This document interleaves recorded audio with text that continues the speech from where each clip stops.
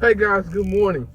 Um, it's a beautiful day today, but I wanted to talk to you guys this morning about nonprofit loans and how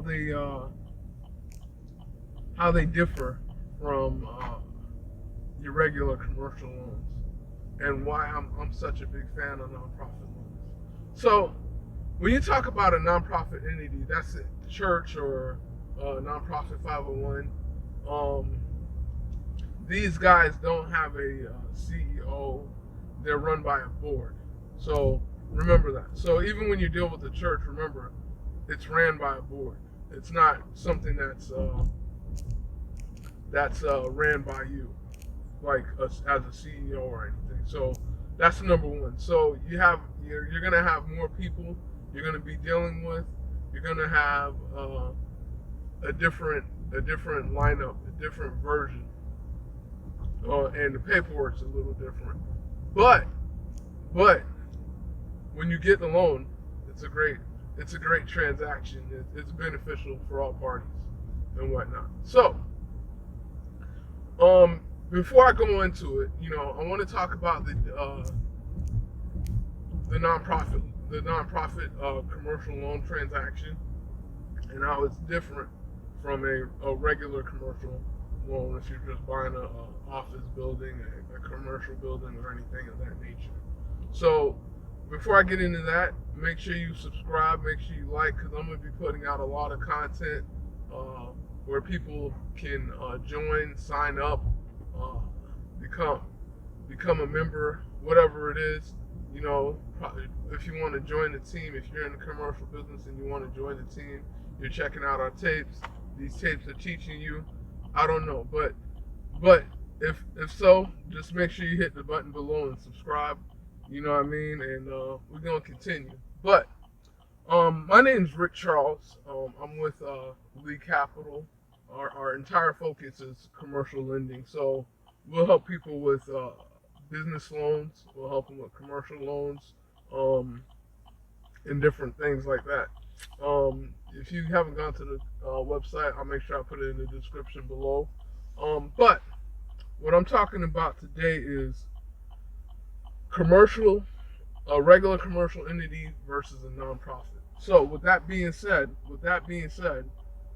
when you have a nonprofit, um, it's really different. You know what I mean?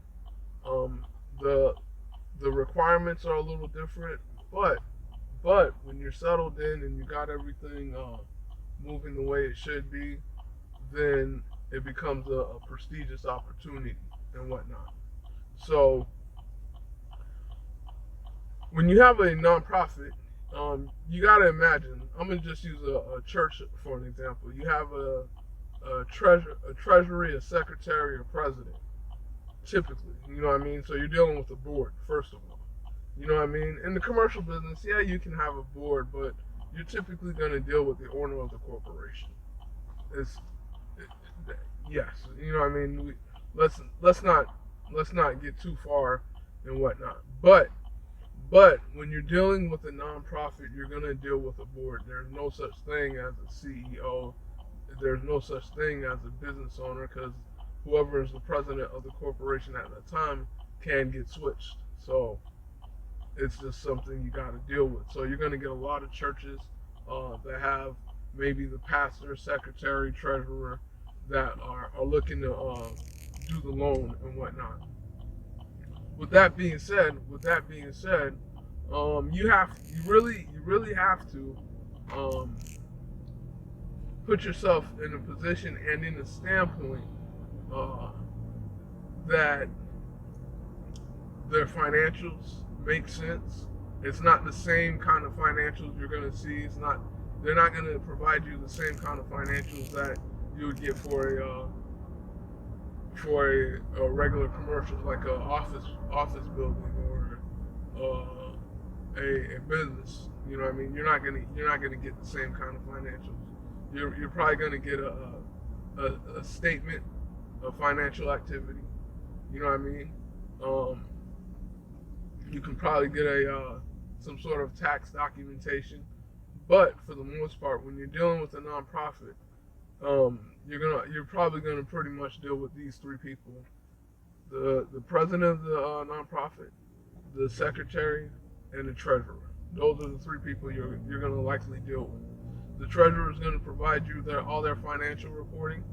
Um, the president's usually going to be the one leading the loan, trying to get the transaction done. The secretary is going to be assisting you with getting any kind of information that you're looking for. So as long as you got those three, you'll be able to put the loan together. And what I'm going to do is I'm going to share something down below that's going to give you exactly what's needed for a nonprofit loan. So you can just come down here and just click the link and grab that and use that and gather everything, and then we'll be able to walk you through the loan and whatnot. So with that being said, when you have a nonprofit loan, you have to remember it's a completely different battle than what you're used to. Okay, they're going to look at the financials and they're going to look at if the nonprofit is bringing in income. Now you have to remember, when you look at nonprofit income, they can get money and they can be restricted to a certain thing. So that income may not be allowed to be used towards your property. So it has to make sense. And if it doesn't make sense, that loan will not be able to walk. That's number one. So I'm going to make sure later on I do a different video that talks about the financials and what you're looking for. Why? Because when I do that, I'll be able to walk you through exactly what's going on. I'll be able to give you a more hands-on approach to show you what we're doing. So with that being said, when you have the financials together and it makes sense and it supports the loan, okay, they're gonna require, like, it's kind of like resume-ish paperwork. Resume, you're gonna talk about the board. You're gonna have some sort of church history. You're gonna have to have the corporation. All these things are going to be involved, and the nonprofit has to provide that. So you got to talk about what you're doing, who you are, how you were founded, why you were founded, and whatnot. And you have to have all these things written on documentation that no matter what, somebody can always get that information for you. It doesn't have to be on your website, but it does have to be written to show that this is the history of who we are. Okay, so you have to have that. Now the question is, why do they need that? Because remember, you're a nonprofit. You're not like a regular corporation. You're doing something to help. You're doing something to help. So our goal is to help you. You know what I mean? By helping you get the right paperwork and understanding what in the world you're giving and why are they asking you for that. It's going to make your journey to getting a loan much smoother, much easier. And when they're asking you for documents, you're like, instead of going, what in the world is this? What in the world are they asking me for? You're able to provide that information. So, with that being said, you have your church history or your nonprofit history. They're gonna ask you for IDs for whoever's signing. So ID and social. Now, when you're signing, it doesn't mean you're really responsible for the loan. It's just stating that you're signing on behalf of the entity, the church or the nonprofit. You're signing on behalf of the nonprofit and whatnot. And when you do that, you're able to move forward with the loan. Now, the great thing about these nonprofit transactions is when your paperwork is done correctly and everything's right, and you get everything in quickly, it's a very quick process. So once we look at the numbers and we know you can support the loan, then it goes off to an appraisal process. Okay. After the appraisal process, then we look to getting your insurance ordered for the property. We look to getting the title documentation, and then after everything is done, everything that they need has been submitted. We look to close it. It's a very, very smooth and efficient process. As long as the numbers are correct in the front, it becomes a smooth and easy process. Now, in that time, obviously, you're going to have to find your location.